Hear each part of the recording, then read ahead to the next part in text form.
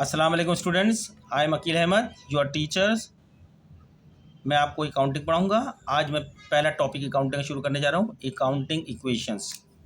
ठीक है, आपको ये नाम नज़र आ रहा है जो हम पढ़ाने जा रहे हैं, बेसिक ऑफ अकाउंटिंग, जिसका कोर्स कोड नंबर ये है। ये तो जो मैं आज शुरू कराऊंगा वो है अकाउंटिंग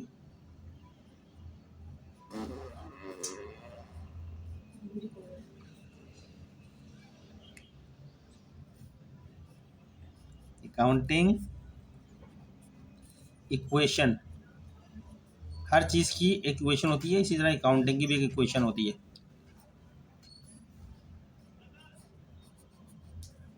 ठीक है स्टूडेंट, जब तक आपको अकाउंटिंग इक्वेशन के बारे में नहीं पता चलेगा आप अकाउंटिंग नहीं सीख सकते।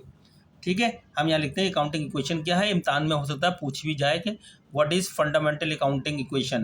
क्वेश्चन आ सकता है व्हाट इज फंडामेंटल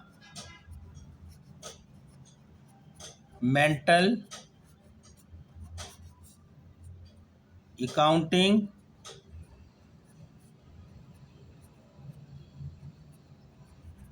इक्वेशन।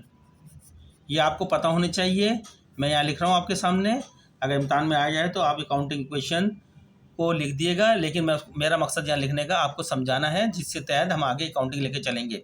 लेकिन ये आपकी अकाउंटिंग का कोर्स ज़्यादा प्रैक्टिकल कम है, थ्योरेटिकल ज़्यादा है। शुरू के 4 टॉपिक्स, तो उसमें थ्योरेटिकल टॉपिक में अकाउंटिंग इक्वेशंस भी आ सकती है 5-6 नंबर की।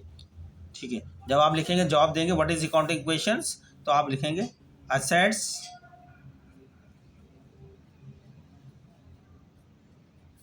इज इक्वल टू लाइबिलिटीज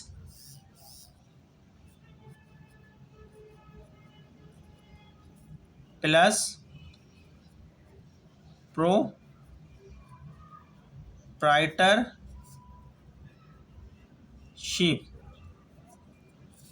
ठीक है, ये असेट्स कारोबार की जायदाद होती हैं। कारोबार की क्या होती हैं? जायदाद होती हैं, जो कारोबार के नाम होती है।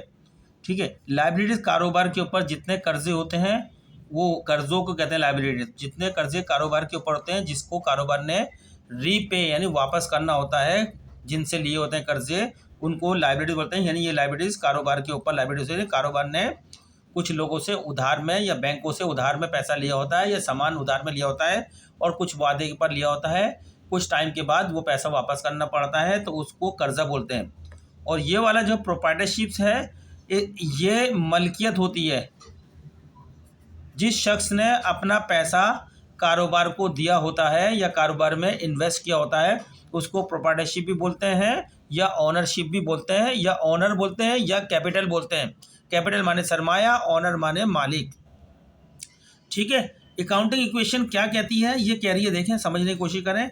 असेट्स आपको इज इक्वल टू का निशान है, ये जो बराबर का निशान होता है इज इक्वल टू, इसके लेफ्ट साइड में, इज इक्वल टू के लेफ्ट साइड में क्या है? असेट्स, कारोबार की जायदाद है। अब ये जायदाद जो है कारोबार की कहाँ से बनाई जाती है? एक तो जो कारोबार का ओनर होता है, मालिक, वो पैसा लगाता है कारोबार में अपना, उसके पैसों से कारोबार की कुछ जायदादें खरीदी जाती हैं, तो वो असेट्स कहलाती हैं।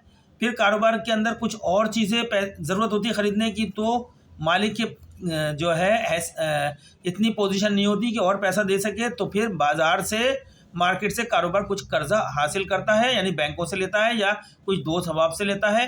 मार्केट में जो कर्जा देने वाले हैं उनसे कर्जा लेता है। वो कर्जे से जितना पैसा आता है, वो भी, उससे भी चीज़ें खरीदी जाती हैं, वो असेट्स होती हैं। ठीक है, अगर हम कारोबार का मालिक ने जो कारोबार को पैसा दिया होता है और प्लस कर लेते हैं जो कर्जा हमने बाहर के लोगों से यानी बैंकों से लिया होता है उधार में, इन दोनों पैसों को जमा कर लो, तो इस पैसे से हमने जो जायदाद बनाई होती हैं वो असेट्स होती हैं। वो दोनों का पैसा इस असेट्स के बराबर होना चाहिए। क्या बोल रहे हैं? कारोबार के असेट्स इक्वल होते हैं कारोबार की लायबिलिटीज़ और कारोबार के मालिक का लगाया हुआ सरमाया, जिसको प्रोप्राइटरशिप बोलते हैं। जमा कर लो दोनों को, यानी लायबिलिटीज़ को और प्रोप्राइटरशिप को, दोनों को जमा कर लो, तो जो अमाउंट आएगा वो असेट्स के अमाउंट के इक्वल होना चाहिए। ये अकाउंटिंग इक्वेशन है, assets equal to liabilities proprietor. अब असेट में क्या क्या चीज़ें शामिल होती हैं? कारोबार की जायदाद में क्या क्या आ जाता है? कारोबार के बाद कितना कैश पड़ा हुआ है, ये कारोबार का असेट्स है, जो कारोबार का के पास है, कारोबार का नाम। कारोबार के बैंक में कितना पैसा पड़ा हुआ है, कारोबार का असेट्स है। कारोबार ने का मार्केट में कितना पैसा पड़ा है जो वसूल करना है अपने कस्टमरों से, जो उन्होंने उधार में कारोबार से कुछ चीज़ें खरीदी होती हैं, अकाउंट रिसीवेबल कहते हैं उसको। वो पैसा जो हमने कस्टमरों से वसूल करना है उसको बोलते हैं अकाउंट रिसीवेबल। 1 महीने बाद, 2 महीने बाद, यानी विदिन 1 ईयर के अंदर अंदर वसूल करना है, ठीक है। इसी तरीके से कुछ पैसा जो है मर्चेंडाइज होता है, मर्चेंडाइज पड़ी होती है कारोबार के अंदर, यानी वो माल जिसका हम कारोबार करना चाह रहे हैं, जिसको हम मार्केट में बेचेंगे, जिसको हम पहले खरीद के कहीं से लेकर आते हैं और फिर उसको आगे कुछ पैसा बढ़ाकर मुनाफा रखकर उसको बेचते हैं, तो उस चीज़ को हमेशा कारोबार में किस नाम से पुकारते हैं, मर्चेंडाइज के नाम से। और उस मर्चेंडाइज का दूसरा नाम है गुड्स। ये वो चीज़ें होती हैं, वो अशिया होती हैं जो बाज़ार से पहले ख़रीद के लाते हैं, क्योंकि हम इनका कारोबार कर रहे होते हैं, फिर इनको अपनी दुकान पर रख के आगे अपने ग्राहकों को बेचते हैं कुछ ज़्यादा कीमत पर। ख़रीद कीमत और बेचने वाली कीमत में कुछ फ़र्क होता है, उसी में हमारा मुनाफा होता है, ठीक है। जो सामान बाज़ार से बेचने की नीयत से कारोबार ख़रीदता है उसे कारोबार में मर्चेंडाइज या गुड्स के नाम से पुकारा जाता है, ठीक है। ये भी कारोबार की जायदाद होती है चूँकि कारोबार ने ख़रीदा है।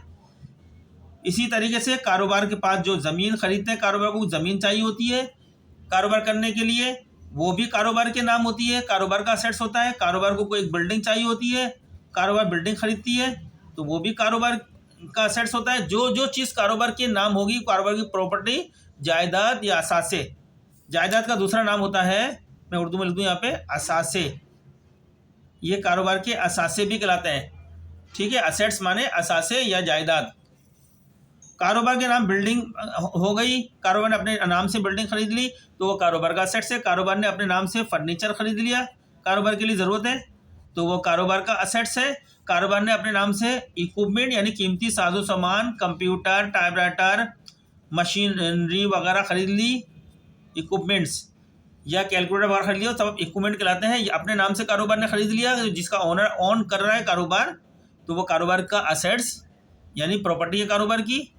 असासे बोल सकते हैं इसको, उर्दू में जायदाद कह सकते हैं, ठीक है। कोई मशीनरी खरीद ली कारोबार ने ज़रूरत के लिए, तो अब कारोबार के नाम है तो वो कारोबार का असेट्स है। तो इस तरह मैंने एक लिस्ट बना दी है। इस तरह के और भी बहुत सारे असेट्स हो सकते हैं, समझाने के लिए अपने को मैंने कुछ इंपॉर्टेंट लिस्ट बना दी, ठीक है। अब हम चलते हैं कारोबार के कर्जों के ऊपर। अब ये तमाम चीज़ें जो खरीदी जाती हैं कारोबार खुद से नहीं खरीदता, इसका पैसा कौन प्रोवाइड करता है? सबसे पहले तो ये प्रोप्राइटर जो मालिक होता है, ये जो मालिक होता है प्रोप्राइटर, मलकियत, जिसको हम कैपिटल कहते हैं। कैपिटल माने सरमाया, कैपिटल माने सरमाया। ये सरमाया जो है प्रोप्राइटर या ओनर जो है, ये कैपिटल सरमाया अपना सरमाया लगाता है, जिससे कारोबार जो होता है ABC कोई कारोबार है, वो कारोबार को सरमाया लगाता है अपना, कुछ जो भी होता है वो कारोबार का असेट्स हो जाता है। उससे कारोबार चीज़ें खरीदता है, और अगर कारोबार को और ज़रूरत पड़ती है पैसों की तो फिर मार्केट से कर्जा लेता है। उस कर्जे से जो कारोबार का पैसा आता है कारोबार उनसे भी चीज़ें लेता है। अब हम इसीलिए हम कहते हैं, क्योंकि इन तमाम असेट्स में दो लोगों का पैसा लगा होता है, एक मालिक का जिसने इन्वेस्टमेंट की है कारोबार में, और दूसरा बाहर के लोग जिन्होंने कर्जा दिया है कारोबार का। इन दोनों के पैसों को जमा कर लो, लगाए हुए पैसों को, तो ये तमाम चीज़ों का जो टोटल होगा वो इसके बराबर होगा, ठीक है। समझ में आ गए? अकाउंट लायबिलिटीज में क्या है, आपने लोन है होता है, कहीं से लोन ले लिया, लोन्स होता है, ठीक है। ये आपका जो है कारोबार ने लोन ले लिया, उठा लिया है, तो लोन कुछ टाइम के बाद वापस करना पड़ता है। इसी प्रोप्राइटर के अंदर जो है मालिक ओनर्स होता है। ओनर का लगाया हुआ सरमाया जो होता है कारोबार को, ये जो इसका लगाया हुआ सरमाया होता है इसको हक दे देता है, टाइटल दे देता है ओनरशिप का। इस तरह कारोबार में 3 चीज़ें हो गई। एक तो ये ओनरशिप जो सबसे पहले कारोबार को पैसा दे रहा है, और दूसरा जो है इसमें कर्जा जो कारोबार को कर्ज पर पैसा दे रहा है कुछ टाइम के लिए, कुछ टाइम के बाद उसने वापस लेना है। इसका पैसा तो जब तक कारोबार जिंदा है इसका लगा रहेगा कारोबार, लेकिन इन लोगों का पैसा कुछ टाइम के लिए होता है, जो कुछ टाइम गुजरने के बाद इनको वापस किया जाता है, ठीक है। इन दोनों के अमाउंट को अगर हम जमा कर लें, प्रोप्राइटरशिप के अमाउंट को, लायबिलिटीज के अमाउंट को, तो हमारे पास जो अमाउंट आता है वो असेट्स के अमाउंट के बराबर आता है। जितना अमाउंट असेट की इन चीज़ों के अंदर होता है उन सबको चीज़ों के टोटल को जमा कर लेते हैं तो बराबर आता है। इसलिए बोलते हैं अकाउंटिंग की फंडामेंटल बुनियादी इक्वेशन, बुनियादी मसावत क्या है, assets is equal to liabilities plus proprietorship. तो स्टूडेंट आज के दिन मैंने सिर्फ यही आपको लेक्चर देना था इसके अंदर अकाउंटिंग इक्वेशन पढ़ाने के लिए, क्योंकि लेक्चर बड़ा नहीं करना चाह रहा, छोटे लेक्चर रखना चाह रहा हूँ ताकि आपको जल्द से जल्द समझ में आ जाए। नेक्स्ट लेक्चर में मिलते हैं, तब तक के लिए अल्लाह हाफिज़। जाते हुए आपसे गुजारिश करते हैं कि हमारे चैनल को सब्सक्राइब करें, लाइक करें, आगे शेयर करें, इससे हमारी हौसला अफजाई होगी, हम आपके लिए ज़्यादा से ज़्यादा लेक्चर बनाएंगे। ठीक है, आपके कमेंट्स का भी इंतज़ार करेंगे हम। मिलते हैं नेक्स्ट लेक्चर में।